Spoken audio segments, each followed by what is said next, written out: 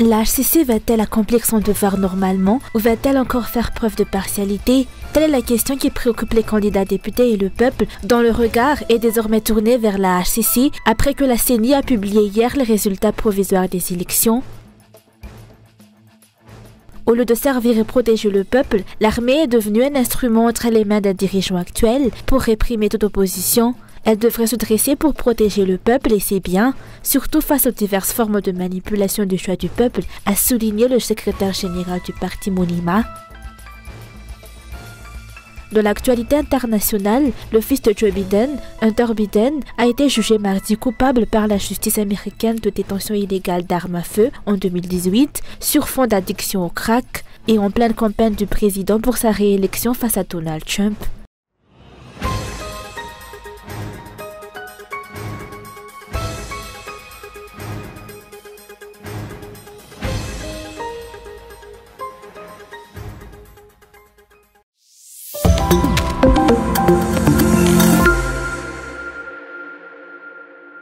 La HCC va-t-elle accomplir son devoir normalement ou va-t-elle encore faire preuve de partialité?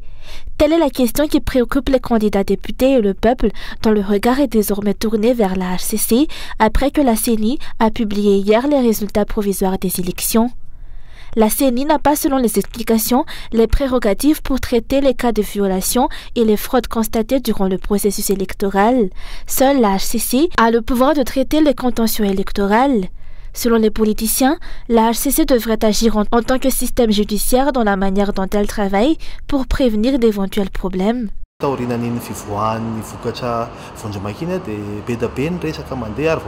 La présentation des résultats provisoires par la CENI hier a suscité la polémique parmi les candidats et leurs partisans. La suite des événements est désormais entre les mains de la HCC.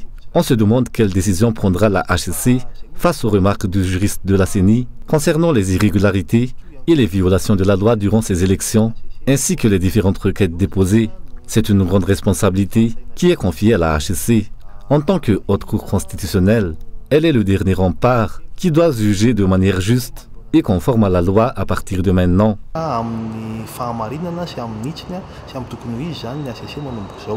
Ce politicien a également souligné que la HCC ne devrait pas faire preuve d'empressement dans la publication des résultats officiels des élections. Elle devrait prendre le temps de bien examiner, analyser et enquêter sur les nombreuses requêtes déposées afin de dissiper les inquiétudes de nombreuses personnes concernant sa neutralité. La loi accorde 48 heures aux acteurs des élections et aux candidats pour déposer des requêtes et des preuves auprès de la HCC. Cette dernière ne doit pas se précipiter dans l'examen de ces dossiers. La CENI n'a pas la prérogative de prendre des décisions. Seule la HCC en a le pouvoir. Elle doit donc prendre le temps nécessaire pour analyser ces requêtes de manière approfondie et éviter de rendre des décisions de type recevable mais non fondées.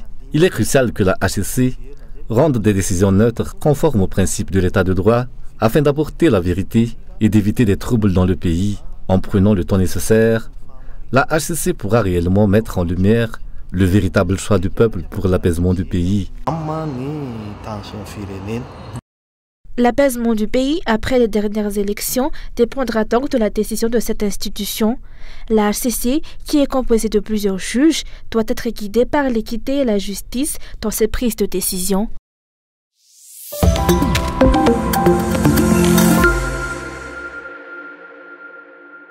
Au lieu de servir et protéger le peuple, l'armée est devenue un instrument entre les mains des dirigeants actuels pour réprimer toute voix qui s'élève contre l'injustice dans le pays. Cela démontre l'absence de démocratie à Madagascar.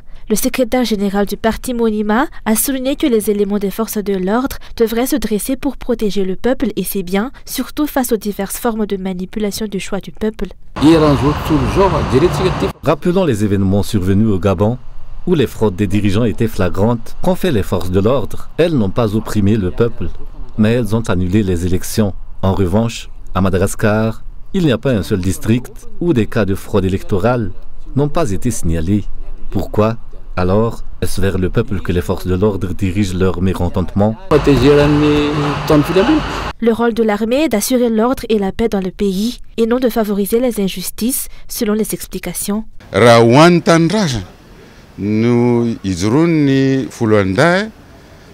L'armée est engagée envers la patrie. En cas de trouble, elle devrait assumer ses responsabilités. Bien que je ne puisse préciser exactement en quoi cela consisterait, en cas de crise, elle devrait intervenir pour apaiser les tensions et rétablir l'ordre. Il faudra alors se demander si le régime en place est encore capable et mérite d'être respecté, ou s'il est temps d'envisager une autre forme d'administration pour apaiser le pays. La situation actuelle montre que le régime en place s'arroge par la force et sans scrupule la volonté du peuple. Les récents événements démontrent que le pays est devenu un état de voyous. Cela se manifeste par l'instrumentalisation des forces de l'ordre, même à l'encontre des citoyens qui revendiquent leurs droits, comme lors de la récente grève pour coupure d'eau à Anzanaaj.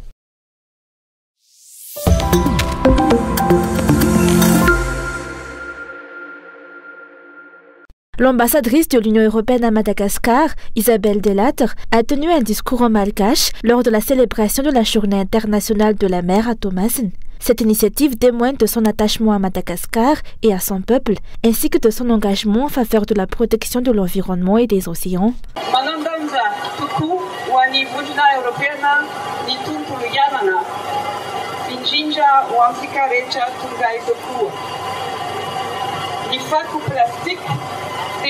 Maniba din tutulu anjuna masna ari meti amun nitsi ni chunjun ni sukajan si ireo bibibaru ani anjuna masna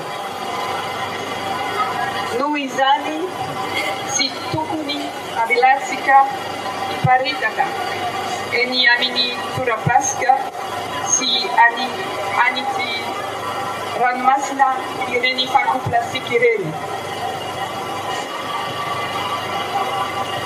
Malagasi miaraga manariba de Silva. Malagasi sarutin mikulu nitade.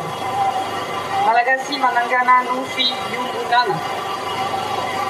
Utuntuluyana na mampiadani. Dao isika biasa aminizai. Rappelons qu'Isabelle Delattre a émis en février dernier des commentaires sur le projet de loi proposant la castration comme sanction pour le crime de viol sur mineurs. Elle a également soulevé des préoccupations concernant la mauvaise gouvernance, le manque de transparence dans l'utilisation des fonds routiers et des subventions diverses, compte tenu du piètre état des routes à Madagascar. Elle a également abordé des questions relatives à la démocratie et au processus électoral, ainsi que la question des fonds qui quittent illicitement le pays par le biais de la corruption. Ces remarques n'étaient certainement pas le fruit de son initiative personnelle. En tant que diplomate représentant un groupe de 27 pays européens, Isabelle Delattre a souligné une réalité que vivent les Malgaches, ce qui n'a pas été bien accueilli par le régime Radziwiłł, conduisant ainsi à l'appel à son remplacement. Une demande qui pourrait avoir des répercussions sur les affaires nationales, vu que l'Union européenne, dont elle est l'ambassadrice, est l'un des principaux partenaires financiers et techniques de Madagascar à travers divers projets qu'elle finance. L'Union européenne qui a déjà repoussé à une date indéterminée la signature de 2 projets d'une grande envergure pour le pays. Le discours de cette ambassadrice à Thomasin la semaine dernière pourrait bien être son dernier en tant qu'ambassadrice de l'Union européenne. En apprenant la langue nationale et en s'exprimant en malgache, elle a manifesté son attachement à Madagascar et à son peuple.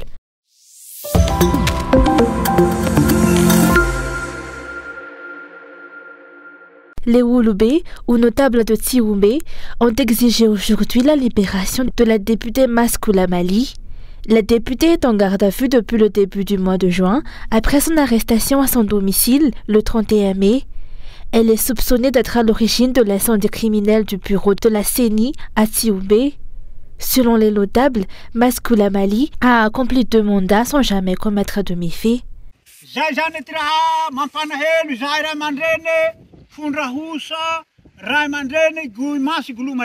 Nous sommes attristés par ce qui est arrivé à Maskoula Mali. En 2 mandats de député du district de Tsioumbé, elle n'a jamais fait quoi que ce soit de répréhensible. Cependant, pour cette 3e élection, des tensions sont apparues. Nous demandons la libération de Maskoula Mali.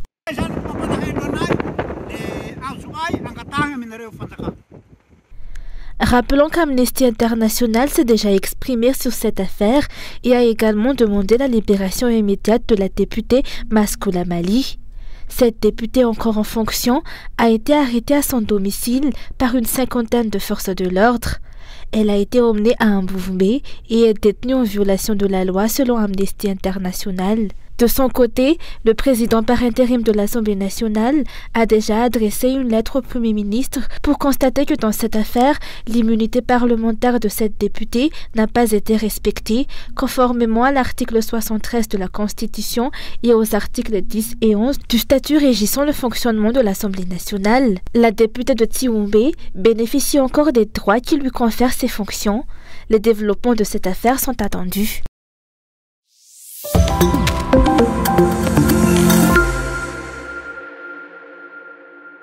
Les habitants de Fuktanakad Baokanjevan, près de Fasan Kajan, sont terrorisés depuis plusieurs mois par deux hommes qui se prétendent membres des forces de l'ordre. Ces individus errent dans la localité sans uniforme, mais armés, pour se faire passer pour des agents de la police nationale.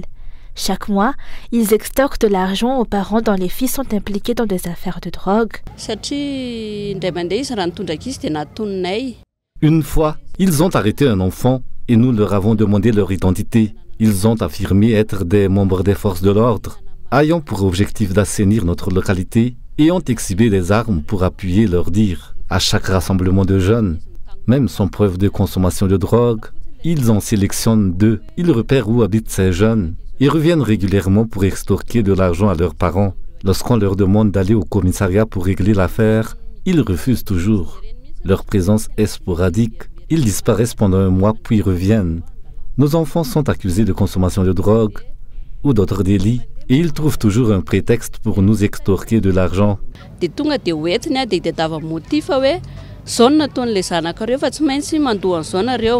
Ils extorquent entre 400 000 et 600 000 AGH aux habitants du quartier. Sous la menace de voir leurs enfants emprisonnés, les habitants cèdent et rassemblent l'argent nécessaire. Selon les explications, plus d'une dizaine de personnes ont été victimes dans la localité. Ces individus surveillent étroitement les jeunes et menacent immédiatement les parents lors des fausses arrestations qu'ils effectuent.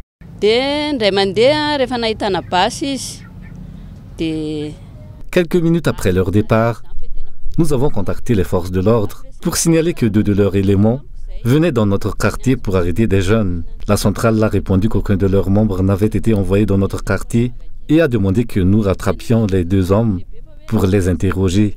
Nous les avons retrouvés et leur avons donné le téléphone pour qu'ils parlent à leurs supérieurs, mais ils ont pris la fuite. Des agents de la centrale sont venus pour les arrêter, mais ils avaient déjà disparu. C'est à ce moment que nous avons compris qu'ils étaient des imposteurs.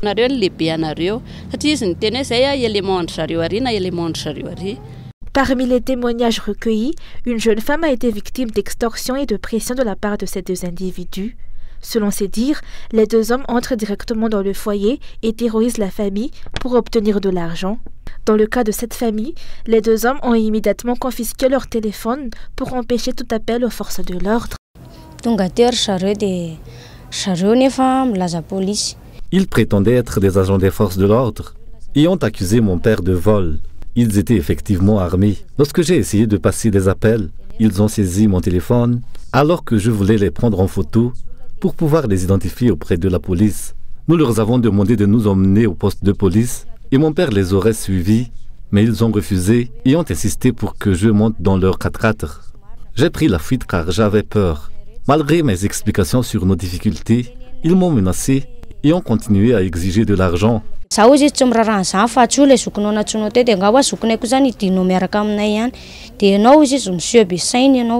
les habitants, de tels cas ne sont pas circonscrits au seul Fuktanakad de Baokanjevan, mais sont répandus dans de nombreuses Fuktani. Les résidents de Fuktanakad de Baokanjevan qui ont souffert des actes de ces deux individus en appellent aux autorités compétentes pour prendre les mesures appropriées.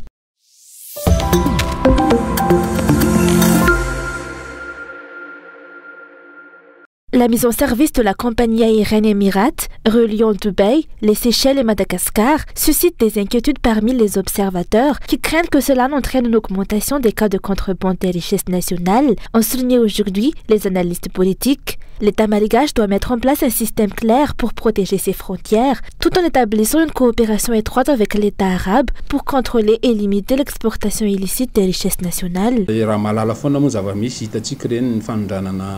Nous avons constaté de nombreux cas de trafic de l'or national vers Dubaï, les Seychelles et Maurice. De même, nous avons été témoins de trafic d'animaux en Thaïlande. Ces pratiques persistent en raison de l'absence d'un système de protection des frontières bien établi. N'oublions pas que Madagascar est une île et comme toute île, elle doit maintenir des échanges avec l'étranger. Ces ouvertures aux étrangers sont nécessaires, mais elles suscitent toujours des inquiétudes. À l'ère de la mondialisation, il est crucial d'établir une confiance dans la coopération avec les pays étrangers. Même en cas de laxisme chez nous, une collaboration solide avec les autorités étrangères pourrait dissuader les trafiquants. Le directeur général de la présidence de la République sous le régime de Didier Ratsiraka a souligné que la douane ne remplit pas correctement son rôle, ce qui permet aux richesses nationales de continuer à être clandestinement exportées à l'étranger.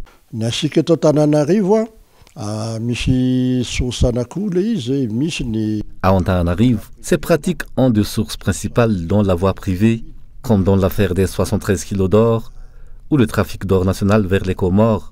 En général, ces trafics se font par des circuits privés. Face à cela, les autorités douanières, la police des frontières et la sécurité aéroportuaire sont responsables de contrer ces activités illégales. Cependant, ces entités ne remplissent pas efficacement leur rôle, ce qui explique la persistance des trafics. Pour réellement lutter contre ces pratiques, il est impératif que les autorités douanières, la police des frontières et la sécurité aéroportuaire soient mieux formées et mobilisées. Rappelons que le 3 septembre prochain, la compagnie aérienne Emirates débutera ses opérations à Madagascar, offrant un vol pouvant accueillir jusqu'à 360 passagers. Et d'un autre côté, des cas de contrebande de richesses nationales sont signalés presque chaque semaine dans le pays. Un revirement de la part des responsables concernés est attendu, ainsi que la mise en place de mesures visant à protéger la richesse nationale en vue de ces opérations reliant Dubaï et Madagascar.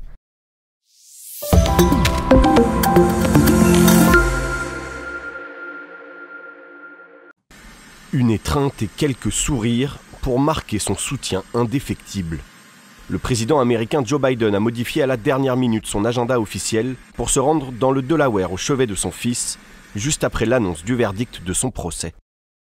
Comme je l'ai dit la semaine dernière, je suis le président, mais je suis aussi un père. Jill et moi aimons notre fils et nous sommes très fiers de l'homme qu'il est devenu aujourd'hui. Hunter Biden, 54 ans, a été reconnu coupable de détention illégale d'armes à feu sur fond d'addiction à la drogue. Le fils du président aurait menti sur sa consommation de drogue dans un formulaire de vérification des antécédents au moment de l'achat de l'arme en 2018. Les problèmes de toxicomanie de Hunter sont connus et bien documentés. L'accusation a présenté des photos de lui en compagnie d'objets liés à la drogue, ainsi que des SMS compromettants. Je suis sûre que c'est très triste pour la famille Biden et pour Hunter. Beaucoup de gens ont connu des personnes qui ont souffert d'addiction et je pense que les gens peuvent comprendre cela. D'un autre côté, je pense que c'est un bon jour pour l'état de droit. Nos institutions sont fortes. Un procès qui n'a pas échappé à la récupération politique. Les républicains et surtout Donald Trump cherchent depuis longtemps à éclabousser le candidat démocrate de 81 ans avec les déboires de son fils.